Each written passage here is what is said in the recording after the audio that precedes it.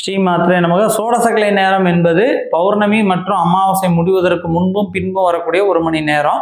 இந்த சோடசக்கலை நேரத்தில் நம்ம என்ன வேண்டுமோ அந்த பிரார்த்தனைகள் 100% நடக்கும். சித்தர்கள், யோகிகள், மகான்கள் கையாண்ட ஒரு அற்புத நேரம் தான் இந்த சோடசக்கலை நேரம். ஏற்கனவே நம்ம சோடசக்கலை பற்றி நிறைய வீடியோ வெளியிட்டிருக்கோம். அதை பார்த்து நிறைய பேர் பலன் அடைஞ்சிருக்காங்க. அதனால் நீங்களும் இந்த சோடசக்கலை நேரத்தை பயன்படுத்தி பலன் அடையணும் அப்படிங்கிறதுனால தான் இந்த வீடியோ வெளியிடுறோம்.